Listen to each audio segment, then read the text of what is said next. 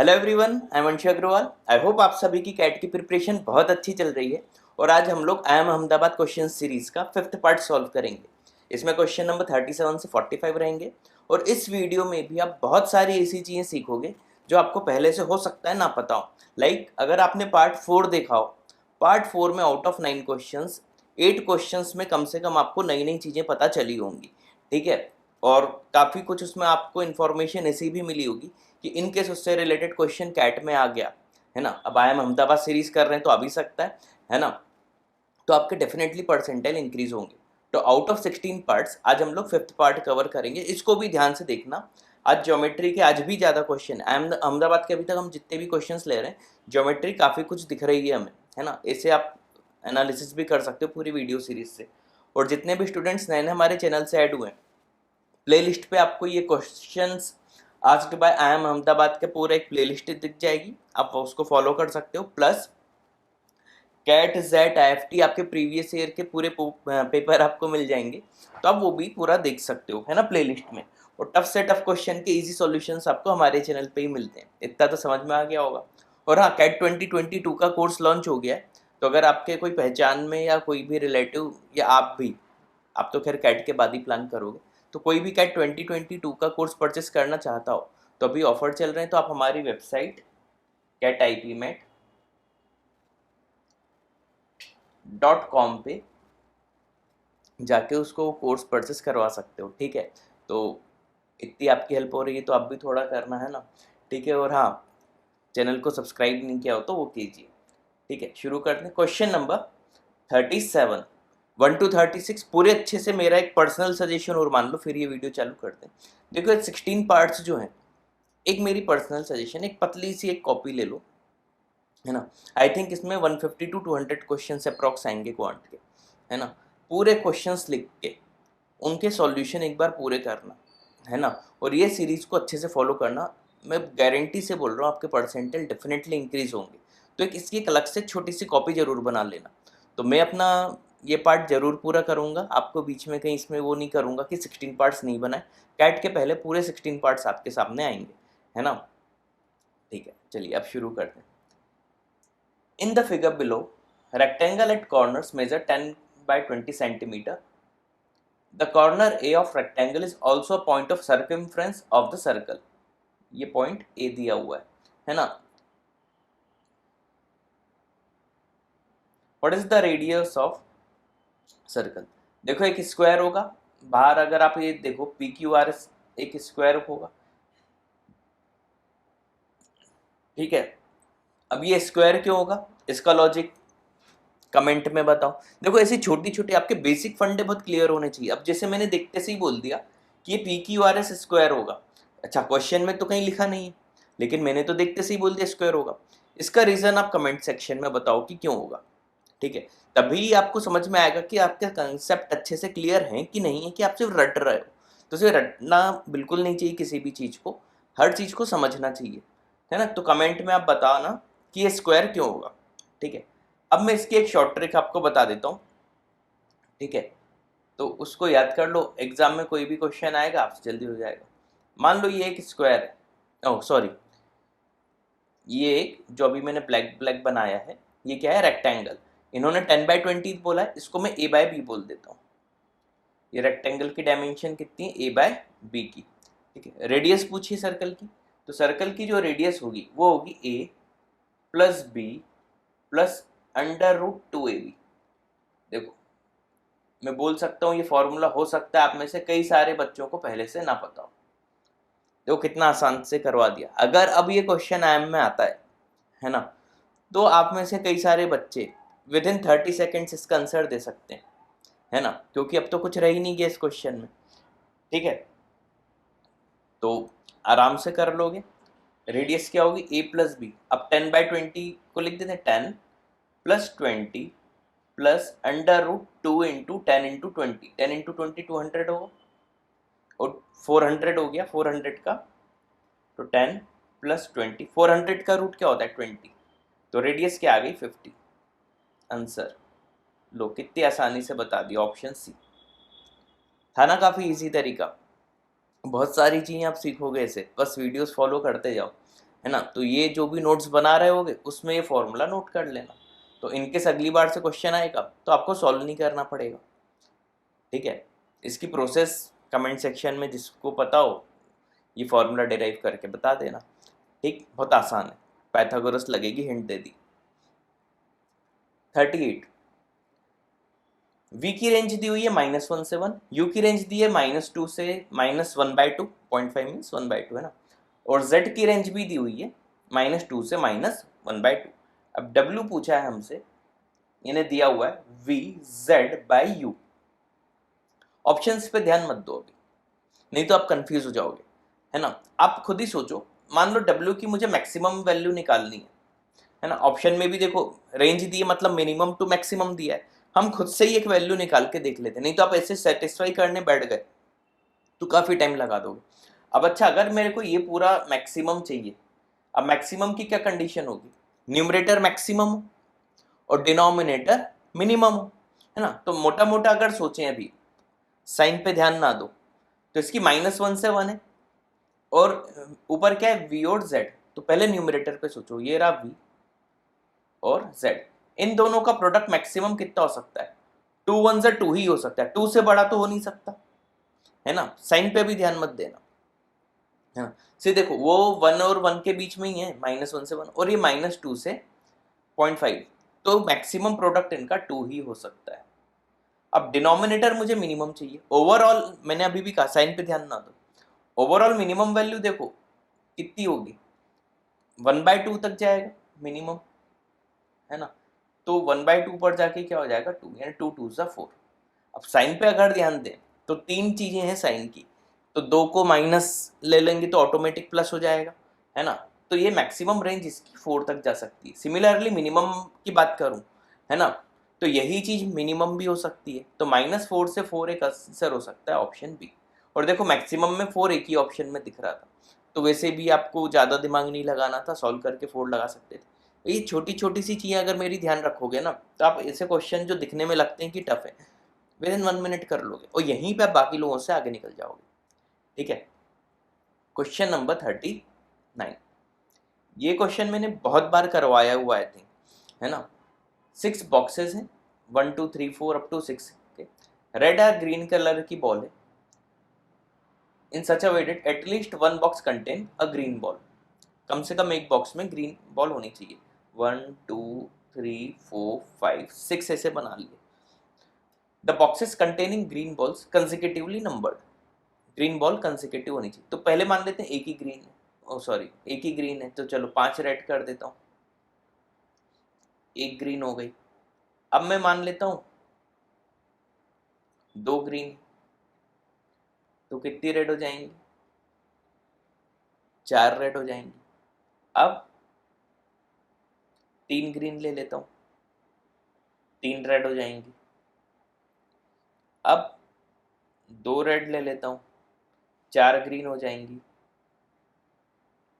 5 green ले लेता हूँ, 1 रेड रहेगी, और पूरी की पूरी ग्रीन ले लेता हूँ। इतने केस बनेंगे।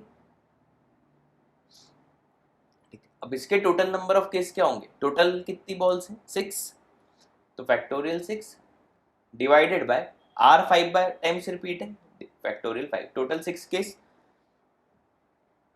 अच्छा, ग्रीन को कंसेक्यूटिव नंबर पे रहना है, तो आप इनका एक अलग बॉक्स कर दो, इनको अलग ही मत करो। तो टोटल केस कितने होंगे, देखो 1 2 3 4, और ये पूरा एक बॉक्स 5, फैक्टोरियल 5। रेड कितना है 4 टाइम्स, तो फैक्टोरियल 4, 5 केस। सिमिलरली ग्रीन को साथ में ही रहना है, तो इनका एक बॉक्स बना दो, तो 1 2 3, अब ये पूरा एक बॉक्स 4, तो फैक्टोरियल 4, रेड 3 टाइम्स रिपीट है, तो 4। ऐसे ही अगला क्या आ जाएगा 3, देन 2, देन ये तो एक ही केस है आखिरी वाला पूरी ग्रीन का, दिख भी रहा है। तो 1 से लेके 6 तक का समीशन कितना होता है 21, है ना। या तो फॉर्मूला लगा के 21 कर लो, या सिंपल ऐड कर लो, 1 से 6 ऐड करने में जा ही क्या रहा है आपका, है ना। तो 21 ऑप्शन बी। तो कितने आसान तरीके से पूरा इमेजिन करके भी समझा दिया आपको। ठीक है, 40, consider the following 2 curves in x y plane. अब देखो कर्व की बात आ गई तो अब जरूरी नहीं कि आपको पूरा डायग्राम बनाना है, थोड़ा सा अगर दिमाग लगा के करते हैं, देखो एक्स स्क्वायर प्लस 5 इसमें भी दिख रहा है, एक्स स्क्वायर प्लस 5 इसमें भी दिख रहा है, तो y is equal to x cube plus, अब नीचे वाली इक्वेशन से एक्स स्क्वायर प्लस 5 की वैल्यू क्या आएगी, माइनस एक्स प्लस वाई, यानी वाई माइनस एक्स, तो यहाँ पे क्या लिख देता हूँ वाई माइनस एक्स, तो वाई से वाई कैंसिल, फाइनली क्या आ गया x cube minus x is equal to 0, x common ले लो, अंदर क्या आया x square minus 1 equal to 0, फिर A square minus B square का फॉर्मूला लगाओ, क्या होता है A minus B into A plus B, x की 3 वैल्यूज आ गई, क्या आई 0 1 एंड -1, है ना, ये 3 पॉइंट पे तो ये मिलेंगे ही मिलेंगे, है ना। और देखो इन्होंने जो रेंज पूछी है x की -2 से 2 में कितनी बार ये लोग इंटरसेक्ट करेंगे, तो 0 भी इसी रेंज में, 1 भी इसी रेंज में और -1 भी इसी रेंज में, ठीक है, तो 3 पॉइंट ऑफ इंटरसेक्शन होंगे, कहाँ लिखा है the two conductor once twice thrice, option D, ठीक, तो क्वेश्चन नंबर 40 का क्या आंसर हो जाएगा, ऑप्शन डी, सिंपल था, मजा आ रही होगी समझने में, ठीक है। 41 in a certain examination paper there are n questions for j is equal to 1 to up to n, there are 2 to the power n minus j students who answered j or more questions wrongly, ध्यान से समझना question को, if the total number of wrong answers is 4095 then n की value पूछिए, और n के number of questions, है ना, और 2 to the power n minus j क्या है, ये इतने क्वेश्चन स्टूडेंट्स हैं जिन्होंने j या मोर क्वेश्चंस रॉन्गली दिए हैं आंसर, है ना, अब रॉन्ग आंसर दिए हुए, अब ध्यान से समझना, देखो ऐसे समझना तो आपके लिए काफ़ी मुश्किल हो जाएगा, वैसे एक तुक्के की स्टाइल बताऊं मैं, देखो 4096 होता है 2 की पावर 12, है ना, 2 की पावर 12 होता है 12 ऑप्शन में भी, तुक्का लगाओगे तो 12 लगा सकते हो, 99% चांस है कि, क्योंकि उसी के आसपास का नंबर है, 99% बोल रहा हूँ क्योंकि 1% डाउट हमेशा रहता है, 99% चांसेस का आंसर ए होगा, है ना। और हाँ, अगर ये इसलिए मैंने बताया क्योंकि देखो ये तो पहले के आया अहमदाबाद का क्वेश्चन है जब ऑप्शन आते थे, मान लो इस बार बिना ऑप्शन के ये पूछ लिया, है ना, अब उसमें नेगेटिव मार्किंग तो होती नहीं, है ना, जिस टीटा टाइप के जो क्वेश्चन होते हैं, ध्यान से मेरी एक एक बात सुनना, ये जो मैं वीडियो बनाता हूँ अगर आप इसकी एक एक बात बहुत ध्यान से सुना करोगे तो आपको एग्जाम में बहुत ज़्यादा हेल्प होगी। अब मान लो टीटा टाइप में आ जाता, नेगेटिव मार्किंग तो होगी नहीं, तो मैं इसका आंसर 12 मार्क कर देता, क्योंकि देखो नेगेटिव में तो कोई मार्किंग ही नहीं, लेकिन अगर सही हो गया तो सीधे सीधे 3 मार्क्स मुझे मिल गए, है ना, तो इस तरीके से कई बार थोड़ा दिमाग लगा लिया करो। अब चलो एक्सप्लेन करता हूँ, हो सकता है 12 हो भी कि नहीं अभी नहीं पता, है ना।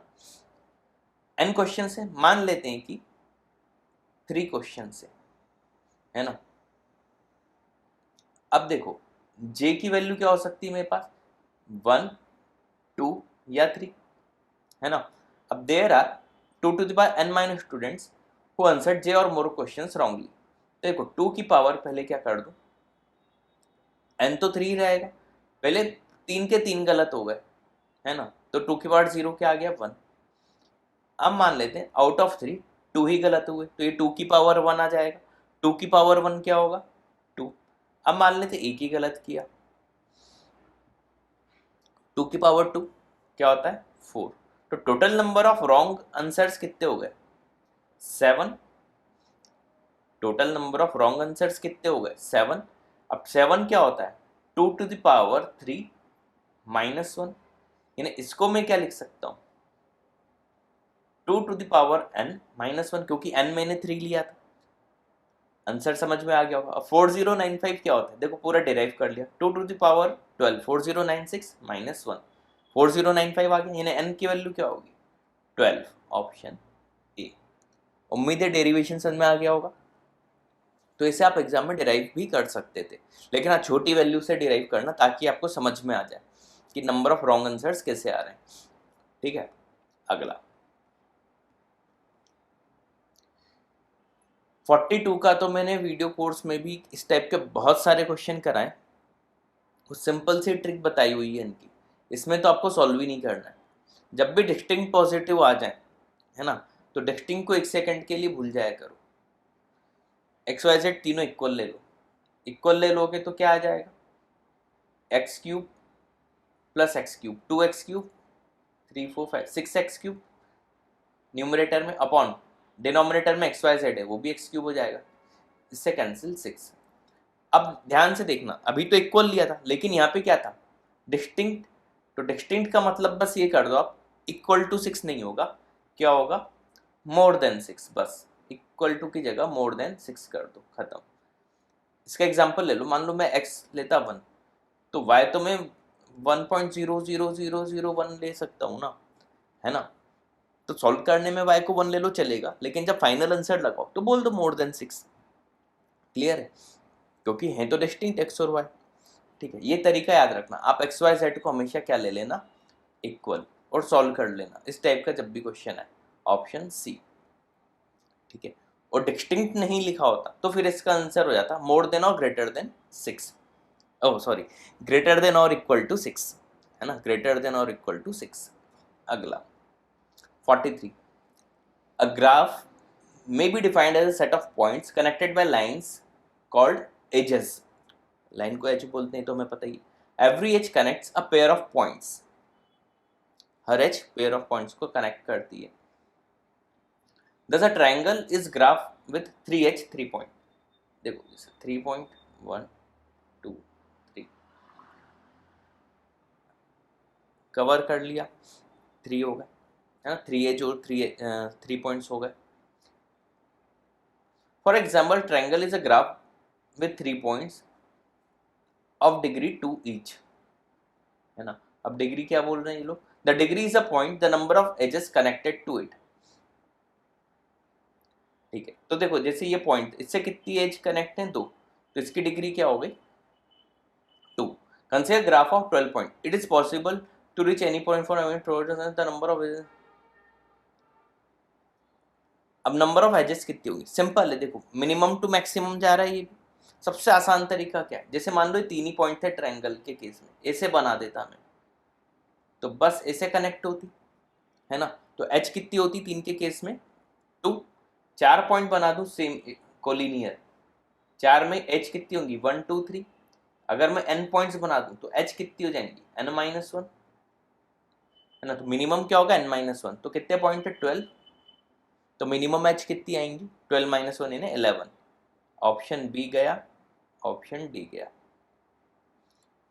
ठीक है, और मैक्सिमम कितनी होंगी, पी एंड सी अगर आपको याद हो तो नंबर ऑफ लाइंस आप कितनी ड्रॉ कर सकते हो n पॉइंट से, nc2, अगर n नॉन कोलिनियर पॉइंट्स हैं तो, है ना। तो nc2 क्या होता है n इंटू n-1/2,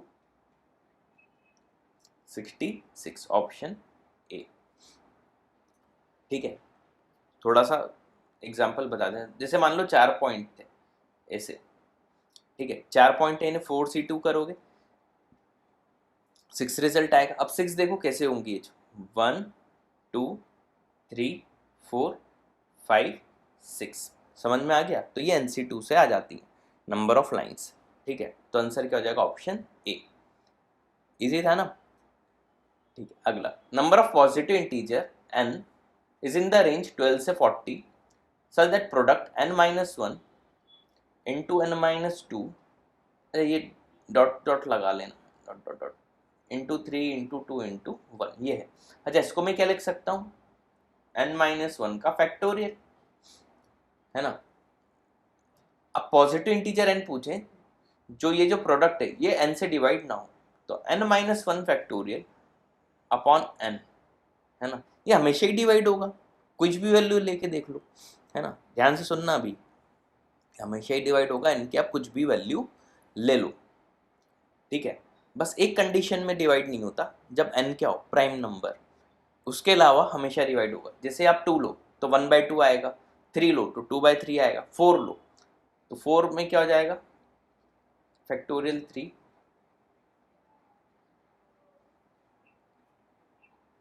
4 - 1 3 अपॉन 4, 4 में नहीं, थोड़ी बड़ी वैल्यूज में ना, 5 लो, है ना, 5 प्राइम नंबर है नहीं होगा, 6 लो तो ऊपर फैक्टोरियल 5 अपॉन 6, अब देखो पूरा डिवाइड होगा। ठीक है, फैक्टोरियल 5, क्योंकि अब 3 2 सब आने लगे ना, आगे से जितने भी लोग हैं, ठीक है, सभी डिवाइड होंगे। क्लियर, सिर्फ कब नहीं होंगे प्राइम नंबर्स पे। प्राइम नंबर पे क्यों नहीं होगा, इसका भी रीजन है ना। क्योंकि मान लो जैसे n 7 ले लेता, अब न्यूमरेटर की शुरुआत ही 6 से होनी है, तो 7 से कैसे डिवाइड हो जाएगा? लॉजिक समझ में आया ना? बस शुरू के नंबर्स में एक ये 4 ओवर में इसलिए दिक्कत आ जाती है क्योंकि अभी नंबर बनना चालू ही होते हैं ना पॉजिटिव, जैसे 2 आगे उनकी पावर ही नहीं बन पाती आगे तक। लेकिन अब जैसे जैसे आगे बढ़ते जाओगे तो 2 और 3 के काफ़ी फैक्टर्स आने लगेंगे, मल्टीपल्स आने लगेंगे, तो फिर आगे हर चीज़ डिवाइड होने लगेगी डिनोमिनेटर से, है ना, क्योंकि डिनोमिनेटर इतना बड़ा रहा ही नहीं करेगा। लेकिन अब प्राइम नंबर अगर आ गया तो न्यूमरेटर तो उससे कम से चालू हो रहा है, तो प्राइम नंबर जैसे ही आ गया, अगर न्यूमरेटर उससे कम है तो वो डिवाइड होगा ही नहीं एन, तो एन की जितनी भी वैल्यू होंगी ये सब क्या होंगी? प्राइम नंबर वैल्यू, जिससे ये एन से डिवाइड नहीं होगा। 12 से 40 में काउंट कर लो कौन कौन से प्राइम नंबर होते हैं, कौन से होते हैं? 13,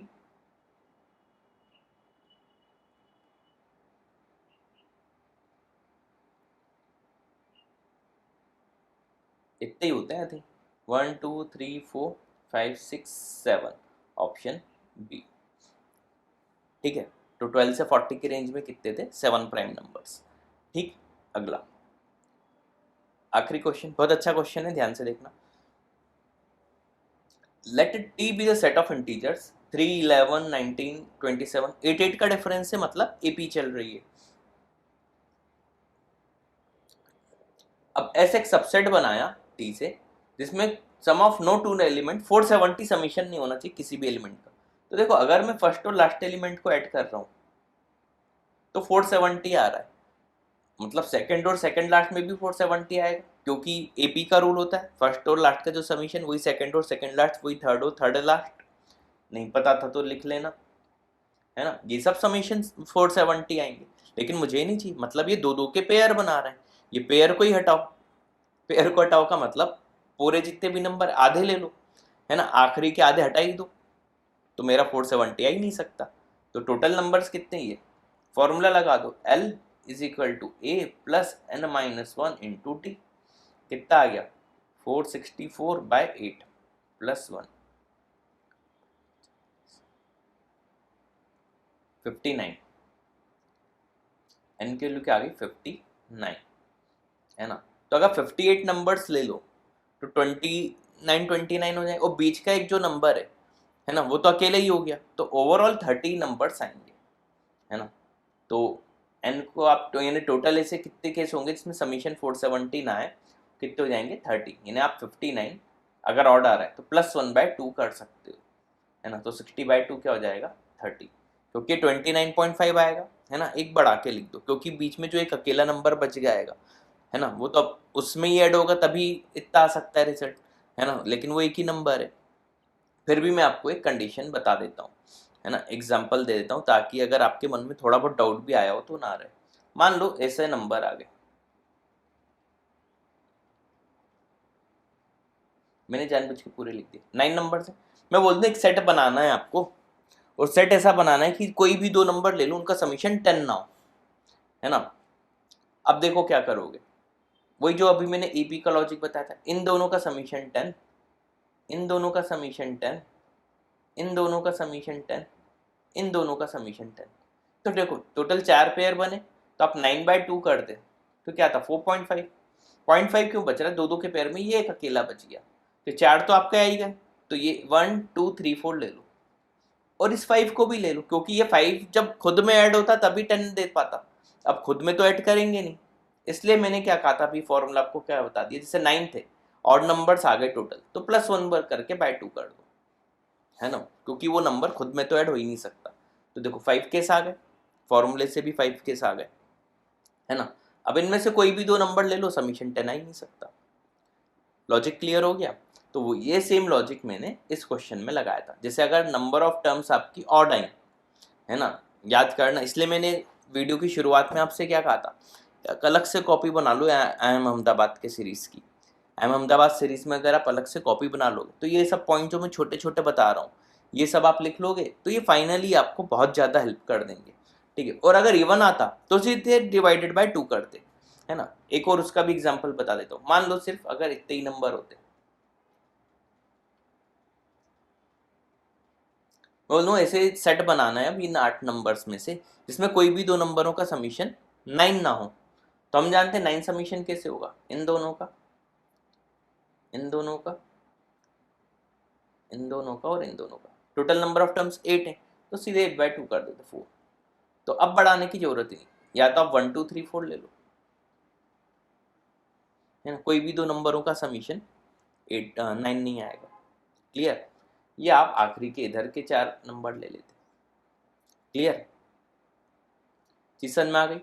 तो उम्मीद है आज का वीडियो भी आपको काफ़ी अच्छे से समझ में आ गया होगा और बहुत सारी चीज़ें आज भी आप सीखे होंगे।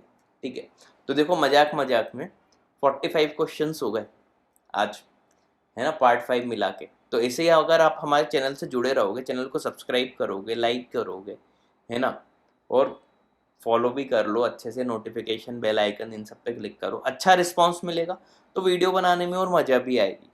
कि नहीं भी मिलेगा तो भी मैं वीडियो बनाऊंगा, क्योंकि अब एक बार प्रॉमिस कर दिया है, एक बार मैंने जो कमिटमेंट कर दी मतलब कर दी। अब 16 पार्ट्स बनाने मतलब बनाने। ठीक है, लेकिन हाँ, अगर सब्सक्राइब ज़्यादा होंगे तो और अच्छा भी लगेगा। ठीक है, तो thanks for watching this video.